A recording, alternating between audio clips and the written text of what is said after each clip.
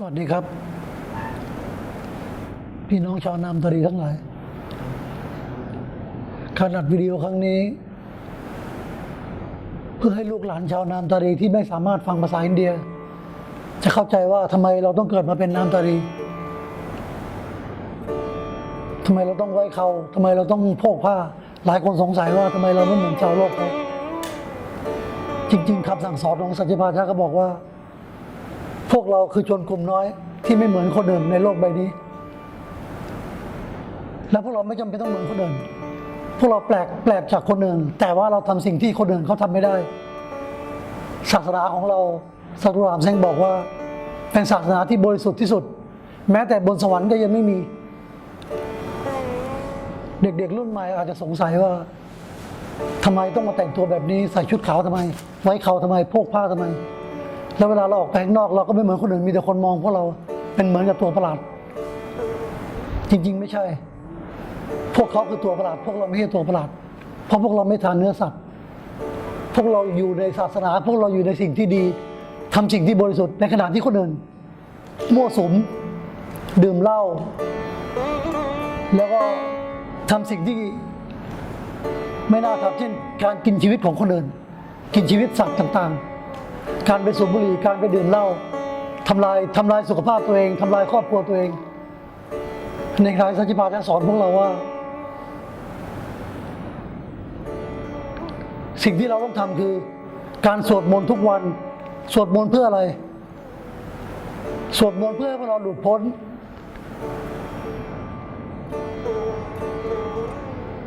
คำพูดของสัจจิปาชาคำหนึ่งบอกว่า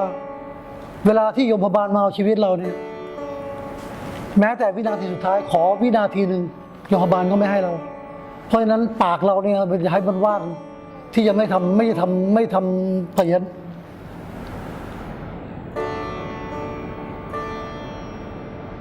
เด็กๆอาจจะสงสัยว่าที่ผมพูดเนี่ยมันสูงเกินไปเปล่าท่านอาจจะไม่เข้าใจว่าผมพูดอะไรอยู่เราพูดพื้นฐานของการเกิดมาเป็นคนดีกว่ายังไงทุกคนก็ต้องสุดท้ายทุกคนก็ต้องตายแต่ถามว่าเวลาตายแล้วเนี่ยเราไปไหนวันนี้ถ้าสมมุติว่าผมจะเดินทางไปต่างประเทศแต่ผมพูดภาษาอังกฤษไม่ได้ผมเดินทางไปอังกฤษผมพูดภาษาอังกฤษไม่ได้ผมไปคนเดียวผมขึ้นเครื่องบินผมลงสนามบินปั๊บพอถึงสนามบินปั๊บผมไม่รู้จักใครสักคนเลยผมจะคุยกับเขายังไงผมจะขึ้นแท็กซี่ยังไงผมจะไปโรงแรมยังไงนี่แค่ไปต่างประเทศคุณอาจจะมีเงินตราดอลลาร์ไปใช้แต่เวลาที่คุณออกจากโลกนี้ไปแล้วคุณไม่รู้จักใครเลยถามว่าตรงนั้นน่ากลัวขนาดไหนแค่ไปต่างประเทศยังน่ากลัวขนาดนี้เพราะคุณไม่สามารถพูดภาษาได้แต่ถ้าคุณออกจากโลกนี้ไปเนี่ยคุณรู้ไหมคุณไปไหนคนที่ช่วยคุณได้นี่ครับสัจจิปาชาคนเดียวที่สามารถช่วยเราได้เพราะว่าท่านสอนว่าขอให้ทำไปวันละ1 ชั่วโมงทุกคนในบ้านมีกี่คนก็ช่างทุกคนต้องทำคนละ1 ชั่วโมง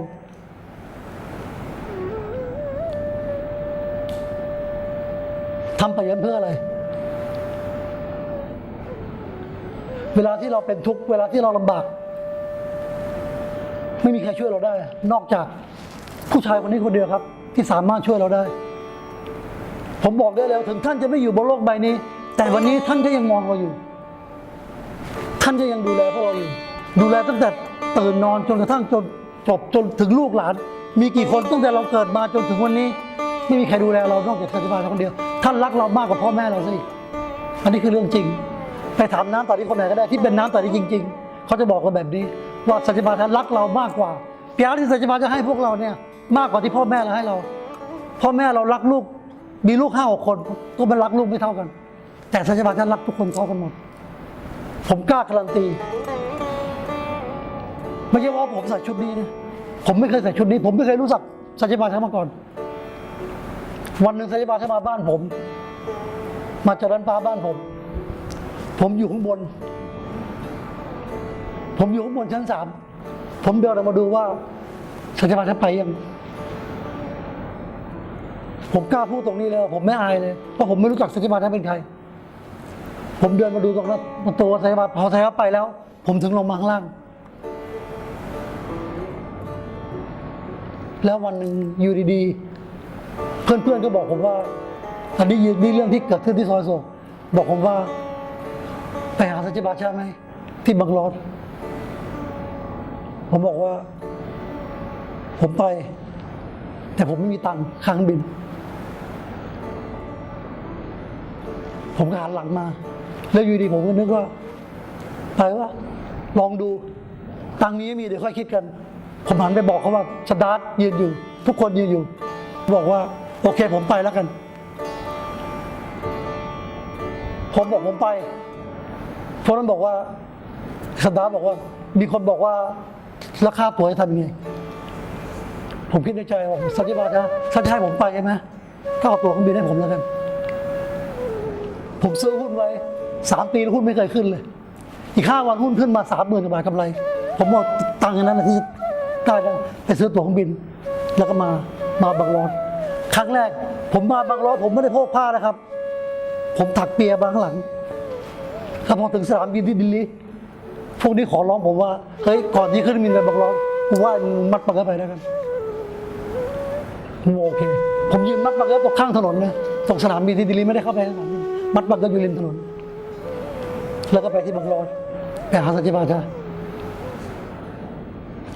ไปถึงปั๊บ26 ชั่วโมงเนี่ยไม่ได้กินเลยเดินทางไม่ได้กินเลยไปหาสัจจิบาชานั่งเหนื่อยมากพอนั่งปั๊บนั่งรอสัจจิบาชาไม่ออกมาผมก็นั่งอยู่ข้างหลังสุดมีเกตมีมาตาบมีคนมีเยอะมากมีหัดป่ามีอะไรนั่งกันเต็มเลย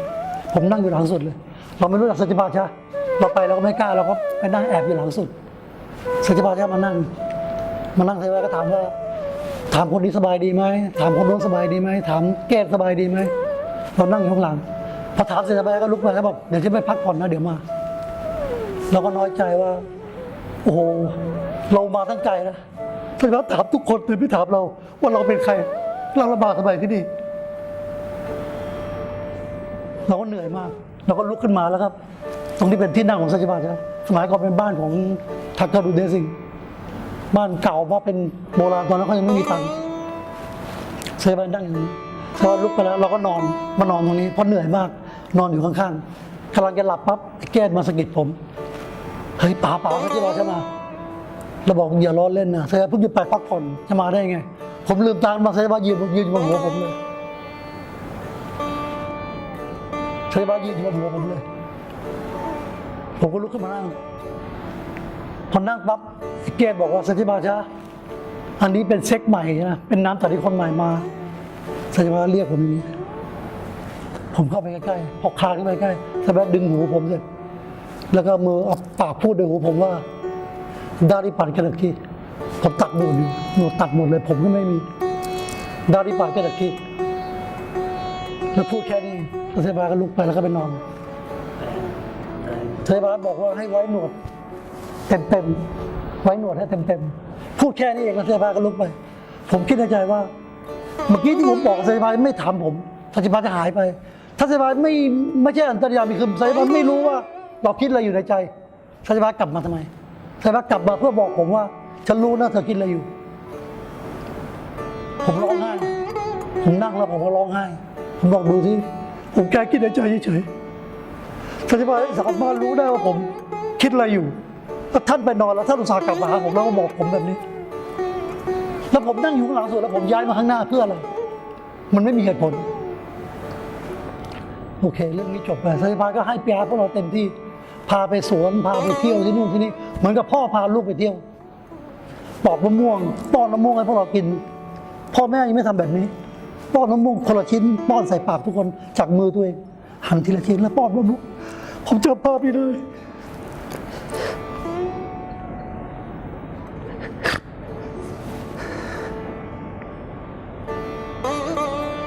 ไม่มีใครรักลูกเท่าคนนี้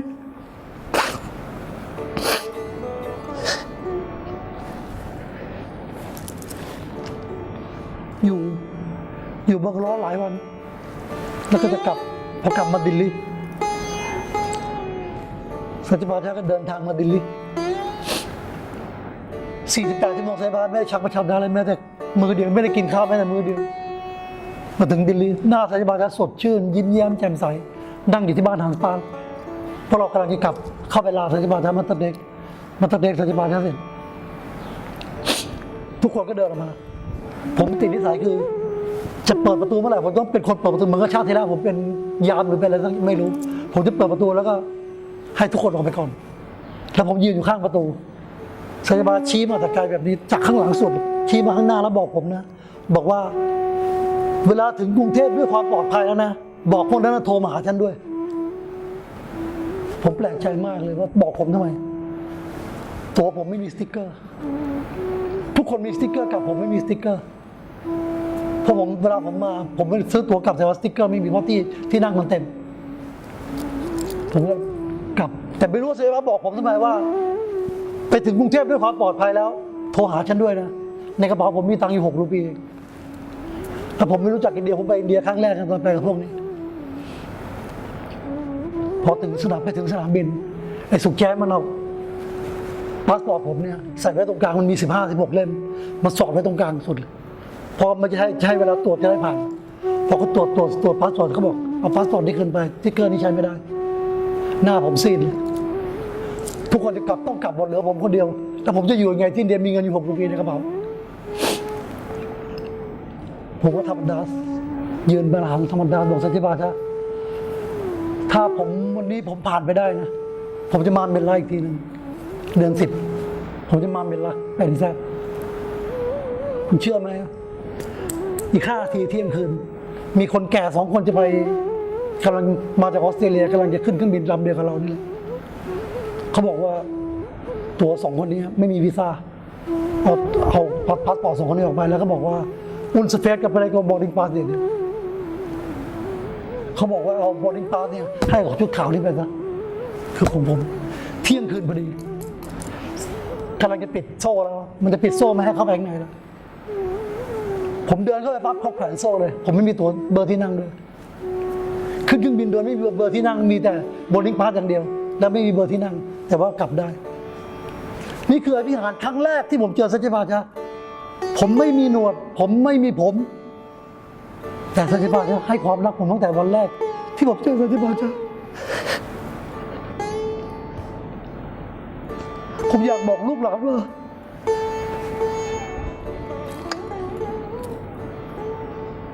ไม่มีใครช่วยคุณได้นอกจากคนนี้วันที่คุณลำบากแค่ไหนก็ช่างดัสอย่างเดียวคุณไปถามพ่อแม่ปู่ย่าตายายคุณก็ได้ที่เขาสามารถพูดภาษาไทยได้เขาจะบอกคุณว่าทุกคน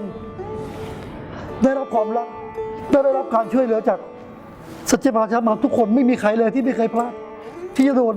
ที่จะถูกปฏิเสธคนที่มาที่นี่ไม่เคยถูกปฏิเสธที่นี่ไม่มีคนรวยไม่มีคนจนที่นี่มีแต่ความรักครับ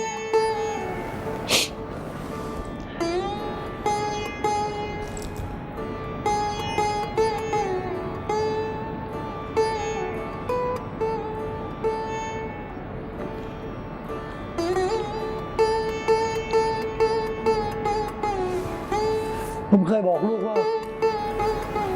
ลูกผมไปแต่ทางไม่ดีสอนเขายังไงเขาก็ไม่ฟังอยู่ดีวันหนึ่งเขาตื่นเช้ามาเขาบอกผมว่าตั้งแต่วันนี้ไปเขาจะไม่ใส่เสื้อผ้าข้างนอกแล้วเขาจะใส่ชุดขาวอย่างเดียวแล้วก็จะไว้หนวดคุณอยากหลัดดีใช่ปะไม่มีใครสอนเขาได้แล้วก็ไม่มีใครสอนผมได้วันที่ผมตัดหนวดก็ทุกคนก็สอนผมไม่ได้แต่สัจจิปาชะบอกผมคำเดียวตั้งแต่วันนั้นถึงวันนี้ผมไม่กล้าแตะต้อง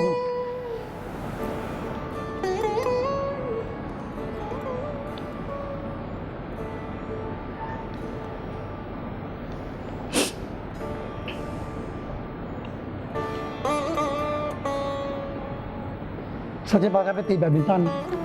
สัจจิปาชะถามผมว่าตอนนั้นสัจจิปาชะอายุเกือบ70แล้วสัจจิปาชะถามว่าอันนี้วัยของฉันเหรอที่ต้องมาตีแบดผมก็ยิ้มสัจจิปาชะบอกว่าที่เราทำเนี่ยเพราะว่าเราอยากจะให้เด็กๆเนี่ยมาอยู่ใกล้ๆเราอยากจะดึงให้ทุกคนเนี่ยกลับมาเป็นน้ำตาลีไม่อยากให้ใครออกนอกลู่นอกทางไม่ใช่หน้าที่สัจจิปาชะมาตีแบดกับพวกเธอสัจจิปาชะอยู่สูงเกินกว่าที่ทุกคนจะคิดแต่ว่าท่านลงมาอยู่กับพวกเราเพราะว่า เพราะว่าท่านต้องการให้พวกเราเนี่ยสูงขึ้นสูงขึ้นสูงขึ้น ไม่ต้องการให้พวกเราต่ำลง เราอยู่ในพระเจ้าบอกว่าพวกคุณอยู่ในบอกว่าน้ำตาในที่นี่เราอยู่ในจิกเกิลคือเราอยู่ในที่เฉอะแฉะแต่ทุกคนเดินในที่เฉอะแฉะแต่พวกเราเดินในที่แห้งเข้าใจคำว่าเดินในที่แห้งคือพวกเราเดินในทางที่ดีถามว่าพวกเราสวดมนต์มีกี่คนในโลกนี้ที่สวดมนต์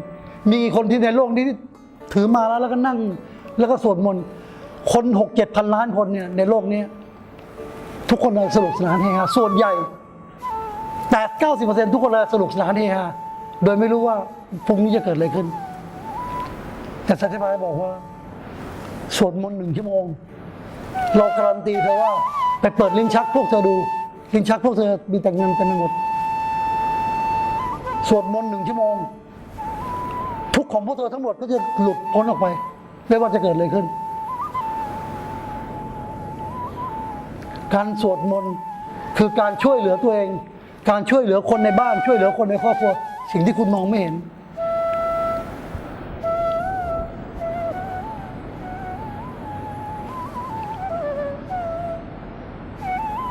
วันหนึ่งสัจจบาท่านนั่งอยู่กับผมแล้วสัจจบาบอกว่าเวลาที่เธอเกิดมาเนี่ยนะเธอบอกผมนะตลกเวลาที่เธอเกิดมาเนี่ยเขาแพ็คปิ่นโตมาให้เธอแล้วนะเธอจะมีตังค์เท่าไหร่ก็ช่างเธอจะมีตังค์เท่าไหร่ก็ช่างเขาเขียนมาหมดแล้วถ้าเธอได้เกินจากนั้นมันจะต้องเอาไปขึ้นศาลหรือว่าไปหาหมอภาษาอินเดียเขาบอกว่าหินับจะนุ่มเป็นนะโอเล็กแกโยวัดด้วยนะอย่าโกรธแต่อย่าดักนั่นก็เลยนี่สัจจบาพูดกับผมสัจจบาบอกว่าเงินที่เธอใช้ไปแล้วนั่นคือเงินของเธอไอ้ที่เก็บไว้ในธนาคารไม่รู้ของใคร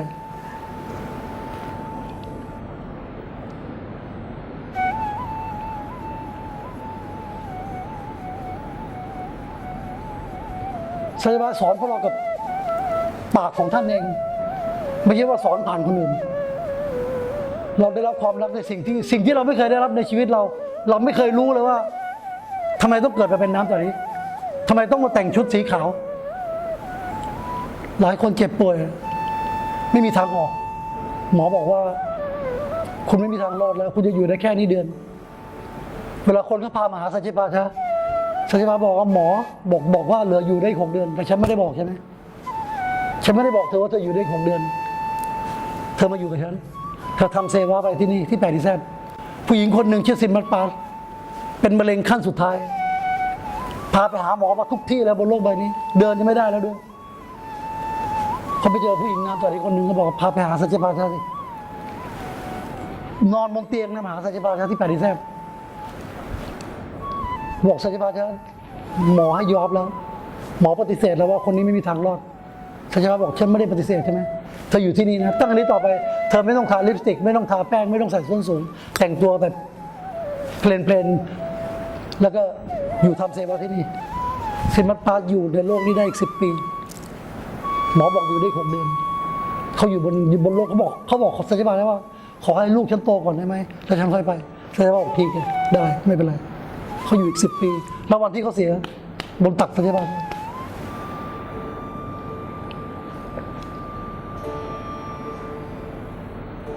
คำว่าลูกผมเป็นมรณโรคลูกชายของคนโตเป็นมรณโรคจากที่น้ำหนัก100 กิโลตัวก็เหลือแต่กระดูกผมไม่มีทางออกเลยไม่รู้จะทำยังไงหัดปานมา8 แซ่บผมโทรมาหัดปานบอกสัจจบาชนะบอกว่าลูกผมไม่สบายมากบอกสัจจบาว่าลูกผมไม่สบายมากหัดปานก็บอกสัจจบาบอกลูกตัวโลไม่สบายมากสัจจบาบอกทีกว่าอย่างวันนั้นลูกผมไปหาหมอบอกว่าตรวจถ่ายเอ็กซเรย์มาแล้วไม่มีอะไรเขาบอกวันนี้ไม่ต้องเอายากลับบ้านได้กินยามา6 เดือนนะไม่รู้ยังไม่มีอะไรดีขึ้นอ้วกเป็นเลือดอ้วกออกมาเป็นเลือด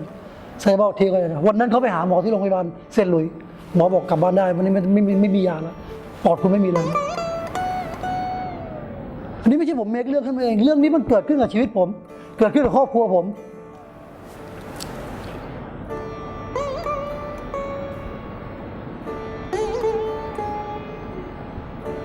อย่าถามผมคนเดียวนะกลับไปถามพ่อแม่คุณก็ได้ว่าสิ่งที่ผมพูดเนี่ย เคยเกิดขึ้นในบ้านคุณไหมทุกบ้านมีประวัติศาสตร์ของตัวเอง ทุกคนลำบากมาหมด ทุกคนเคยจนมาก่อนสัญญาได้บอกว่าเมรายีกับแดซาเรนเมเรเซกเดกากัดเดียวคนสัญญาบอกว่าฉันอยากให้ลูกศิษย์ฉันทุกคนมีรถขับไปถามเลยวันนี้ทุกบ้านมี2 คัน 3 คันไม่ได้มีคันเดียวนะคนห่วยๆอย่างพวกเรานี่ยังมีรถ2 คันอันนี้คือคำพูดของสัจจบาทนะแล้วสัจจบาทบอกว่าความสุขของโลกใบทั้งหมดเนี่ยฉันเก็บไว้ให้พวกเธอสาริดุเนียได้ซกแม่ตับเราตอนน้ำตอนนี้เราเดียงอันนี้คือสัญญาของสัจจบาทครับผมบอกลูกหลานเลยว่าอย่าไปเลยครับ เส้นทางที่ไม่ดีผมเดินมาแล้ว20 ปีไม่ได้เลยสักอย่างเหมือนมีแต่สนุกสนานเหมือนกับความสุขแต่ไม่ใช่ความสุขวันนี้ยังมีโอกาสที่คุณจะหันหลังกลับมาเพราะว่าเวลามันสายไปแล้วมันกลับมาไม่ได้เพราะสัจจ์จะไม่ได้อยู่บนโลกใบนี้จะไม่มีใครมาสอนคุณเหมือนที่เขาสัจจ์ได้เคยสอนพวกเรายังโชคดีที่สัจจ์จะยังเคยมาสอนพวกเรากับตัวเองเราได้เห็นเองแต่ต่อไปจะมีแต่ว่าถ้าวันนี้เราไม่ช่วยกันสถานการณ์พวกเราก็จะแย่ลงผมบอกได้เลยว่า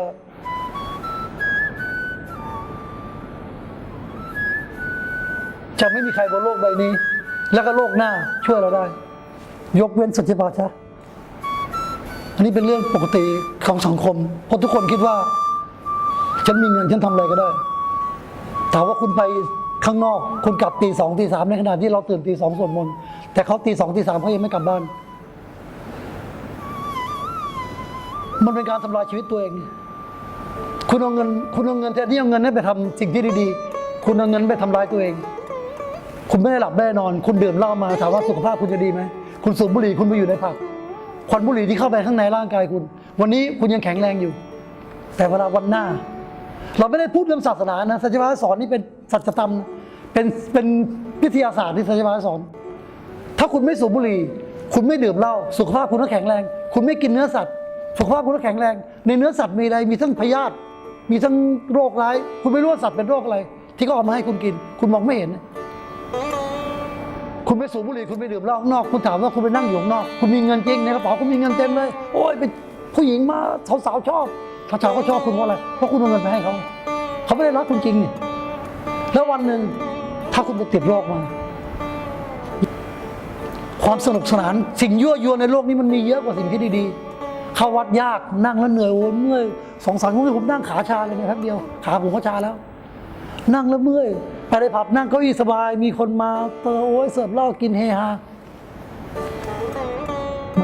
มันไม่ใช่วิถีของเราสิ่งนี้ไม่ใช่วิถีของเราผมบอกเลยว่าสิ่งที่พวกเราทำคนอีก5-6 พันล้านคนไม่ได้ทำพวกเราโชคดีที่เกิดเป็นน้ำตาดีพวกเรามีคนคอยดูแลตั้งแต่เกิดไม่ใช่เราเกิดนะตั้งแต่ปู่ย่าตายายเราเกิดมาจนถึงวันนี้จนลูกหลานเราเกิดหลานผมเนี่ยอยู่ในท้องแม่หัวใจรั่วเป็นไทรอยด์ไปหาหมอตรวจหมอบอกต้องมาตรวจทุกเดือนเด็กอยู่ในท้องตี 2ผมตื่นมาธรรมดาทุกวันบอกสัจจ์บาทะขอให้หลานผมเกิดมาสุขภาพแข็งแรงเพราะหมอพูดทุกวันว่าถ้าผมตรวจครั้งไหนที่เด็กมีปัญหาผมว่าเด็กออกแน่นอนหมอพูดแบบนี้ผ่านไป3 เดือน4 เดือน5 เดือน6 เดือนหมอก็ยังบอกว่าอันตรายนะเด็กคนนี้ไม่รู้จะรอดไม่รอด8 เดือนวันหนึ่งไปโรงพยาบาลเช้าโทรมาตี 5ลูกชายผมโทรเข้ามาผมจะไปโรงพยาบาลนะเมียผมปวดท้องไปถึงโรงพยาบาลหมอบอกต้องผ่าเดี๋ยวนี้เลย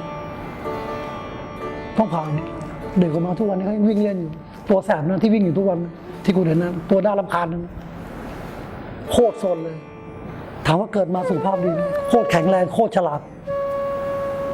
พอกินตองสิหมอไม่เอาแล้วหมอบอกไม่เอาแล้วเพราะแม่หัวใจรั่วแล้วก็เป็นไทรอยด์ทุกวันนี้แม่ก็ยังเป็นไทรอยด์อยู่หัวใจก็ยังรั่วอยู่ถ้าถามว่าเอาลูกอีกคนไหมผมไม่เอาแล้วพอผมบอกเลยว่าสิ่งที่เรามองไม่เห็นเนี่ย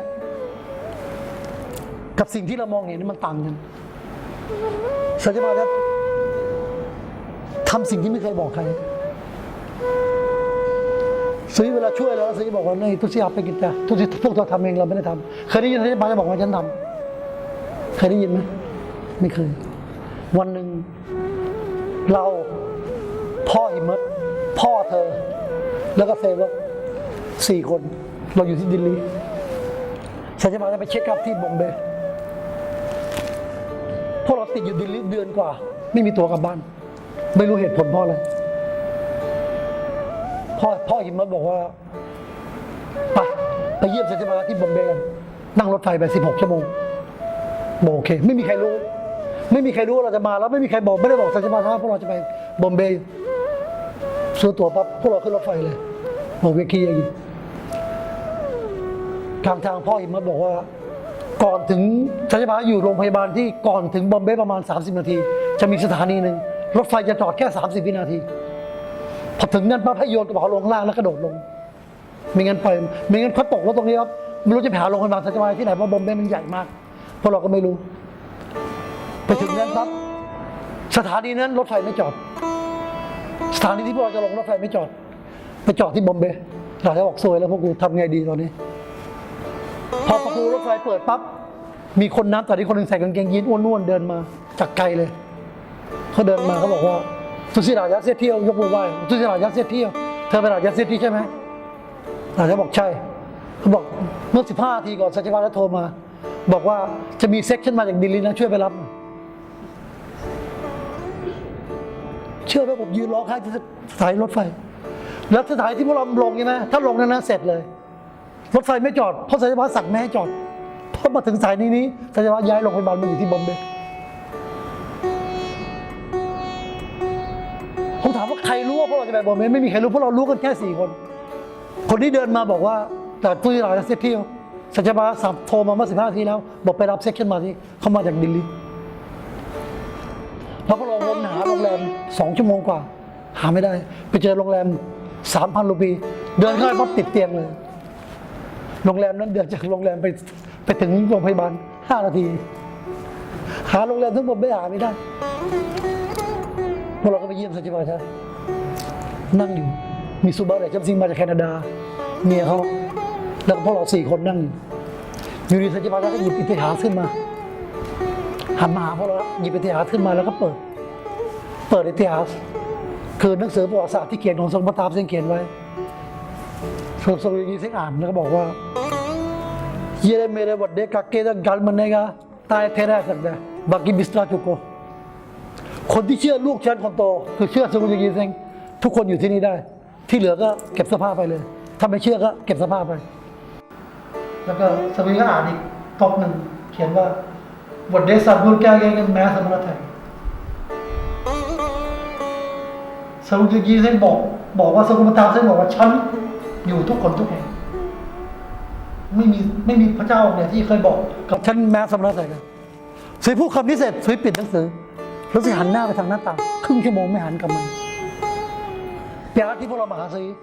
สัจจานั้นหลุดปากด้วยความรักของพวกเราหลุดปากบอกว่าฉันอยู่ทุกคนทุกแห่งเวลาสัจจาก็นั่งอยู่กับพวกเราถึงพวกเรามองไม่เห็นท่านแต่ท่านอยู่ใกล้ๆพวกเราท่านอยู่ใกล้ๆทุกคนไม่ว่าคุณจะอยู่ตรงไหนก็ช่างคุณอยู่ที่ไม่ดีสัจจาก็มองคุณอยู่ที่ดีสัจจาก็มองคุณอยู่แต่สัจจาไม่มีหน้าที่ลงโทษพวกคุณสัจจามีหน้าที่ช่วยพวกคุณสัจจาเคยไปดึงผมลงมาจากออกมาจากนรกผมมีเรื่องกับผู้ชายคนหนึ่ง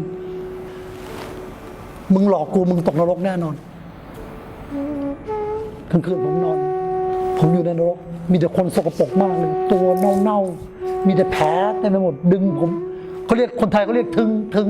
ดึงคนหนึ่งดึงขาคนหนึ่งดึงแขนผมกลัวมากเลยผมบอกตันเซกุจะยีเส้นในฝันตันเซกุจะยีเส้นตันเซกุจะยีเส้นตันเซกุจะยีตันเซกุซื้อลงมาพอซื้อลงมาพวกนั้นกระจายหมดทุกคนถอยไปหมดแต่คนนึงยังดึงแขนผมอยู่ซื้อชี้หน้ามาแล้วบอกว่าทุกชัดได้กันนี่มึงยังไม่ปล่อยซื้อทุกชัดได้กันนี่ฉะนั้นปล่อยมือผมแล้วซื้อดึงผมแล้วก็ดึงขึ้นมาออกไปจากนรกผมจำวันที่ซื้อช่วยผมตลอดชีวิตผมไม่เคยลืมบุญคุณของสัจจาจ้ะจะมาช่วยผมช่วยลูกผมช่วยพ่อแม่ผม คุณผมต้องไปใช้ท่านกี่ชาติถึงจะหมด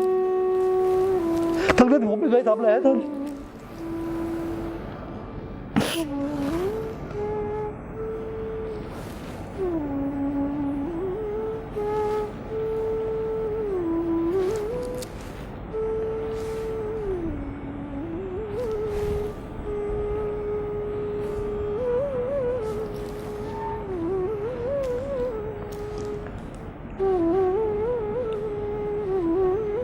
วันหนึ่งเรานั่งรถกลับมาจากพัทยารถของเซธเตอร์สิงห์เบนซ์สีแดงคันเก่าจำได้นะแล้วก็ท่านที่มาบอกจะเข้าห้องน้ำก็เลยเลี้ยวเข้าไปที่ซอยอโศกพอเลี้ยวเข้าไปซอยอโศกจอดที่ซอยอโศกแล้วเซธก็เดินไปห้องน้ำประตูคนขับเปิดแล้วปิดไม่ได้ตัวคนขับเปิดแล้วปิดไม่ได้ทำตั้งนานปิดยังไงก็ปิดไม่ได้เซธเดินออกมาพอเซธเดินมาปั๊บประตูปิดได้เซธบอกเป็นไรบอกประตูปิดไม่ได้เซธบอกโอ๊ยเซธจับหลังคารถฉันทำแค่นี้ประตูก็ปิดได้แล้วถามว่าเปียที่เซธให้พวกเราเนี่ยบอกพวกเราทุกวันว่าฉันคือใครวันหนึ่งเซธไปออสเตรเลียไปผ่าหัวใจที่ออสเตรเลียที่สนามบินเขาจะมีหมามาดมกระเป๋าทุกใบแล้วก็ดมคนด้วยว่ามีคนมียาเสพติดว่าหมามันดมทุกคนเสร็จพอถึงเซบายหมามันเดินหนีเลยเซบายบอกว่ากุเต้นมาตั้งแม่ก่อนหนึ่งเซบายบอกว่าหมายังรู้เลยฉันเป็นใครอันนี้เซบายพูดกับพวกเราเนี่ยแล้วกุเต้นมาตั้งแม่ก่อนหนึ่งเพราะถ้าเซบายดมหมาดมเซบายต้องหยุดท่าถูกไหมถ้าหมาดมเซบายต้องหยุดท่าก็ต้องไปชนะใหม่บอกเซมันหมาเดินใกล้ๆแล้วมันเดินหนีไปเลย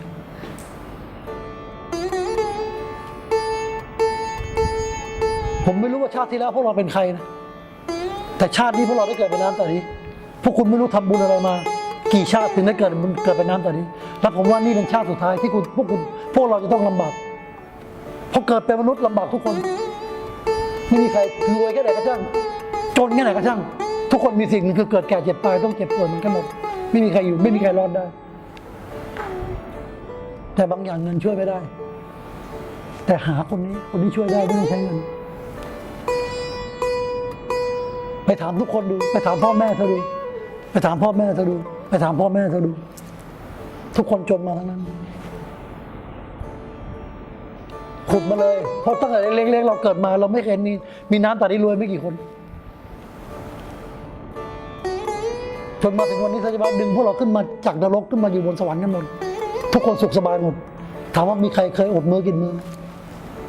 พวกเรามีใครเคยอดมือกินมือไหมมือมีไหนที่มีมือไหนที่พวกเราไม่ได้กินไหมนอกจากพวกเราไม่อยากกินแค่นั้นเองมีคนในโลกนี้ที่อดอยากกันเยอะแยะเลยไม่มีจะกินนอนอยู่ข้างถนนพวกเราสัจบาบอกว่าฉันไม่ได้ให้พวกเธอไปนั่งสมาธิในป่าลึกๆฉันให้พวกเธออยู่ห้องแอร์เปิดแค่กดปุ่มเปิดแอร์แล้วก็ถือมาแล้วก็นั่งชั่วโมงนึงถ้าแค่นี้ยังทำไม่ได้ฉันก็ไม่รู้จะพูดยังไงแค่ชั่วโมงเดียวขณะที่คนอื่นเข้าไปในป่าไปนั่งตลอดชีวิตยังหาพระเจ้าไม่เจอแต่พวกเราพระเจ้ามาหาพวกเราถึงบ้านมาเพื่ออะไรมาเพื่อช่วยเหลือพวกเรามาเพื่อเตือนสติพวกเราว่าแน่นอนเวลาเธอว่าห่างไปนานๆสมองทุกคนก็เป๋แล้วเธอมาเมืองไทยนี่ผมว่าไม่มีที่ประเทศไหนในโลกนี้ที่จะไปมากที่สุดเท่าเมืองไทยเอาจริงๆไหมตั้งแต่พวกเธอเล็กๆมาถึงวันนี้ปีหนึ่ง3 ครั้ง 4 ครั้งอาจจะมากกว่านั้นด้วยซ้ำจริงปะถามใจพวกเราดูสิว่าจริงไหมไปถามทุกคนดูไม่มีประเทศนะคนบางคนรอเป็น10 ปีเลยว่าไม่เคยมาประเทศนั้นเลยแอฟริกานี่10 ปี 15 ปีไปครั้งหนึ่งลอนดอนนี่คนรอแล้วรออีกแต่ประเทศไทยนี่พยายามมาบ่อยมากกิจปามากที่สุดเท่านี้ผมพูดอะไรผิดไปหรือไปกระทบกระเทือนจิตใจใครผมขอโทษด้วยแต่ผมพูดด้วยใจบริสุทธิ์ผมพูดเพื่อให้ทุกคนดีขึ้นพูดเพื่อให้ศาสนาเราดีขึ้นขอให้ทุกคนที่ทำสิ่งที่ไม่ถูกต้องกลับมาเดินในทางที่ถูกต้องด้วยกิจป้าของสัจวาจาอย่าให้มีน้ำแต่ที่คนนั้นออกนอกลู่นอกทางอีกนับตั้งแต่วันนี้เป็นต้นไปผมขออธิษฐานขอให้สัจวาจากิจป้าให้ทุกบ้านมีแต่ความสุขความเจริญมีแต่ลูกหลานที่เป็นคนดีทุกคนที่ไปรอบรู้โลกทางขอให้กลับมาเดินทางในเส้นทางที่ถูกต้องของสัจวาจา สิ่งที่ผมขอคือขอให้สัจจบาลครับ กิจปาทุกคนขอให้ทุกคนสวดมนต์วันละ1 ชั่วโมง เพื่อตัวท่านเอง และเพื่อให้คำพูดของสัจจบาลเป็นคำพูดที่ศักดิ์สิทธิ์ตลอดไป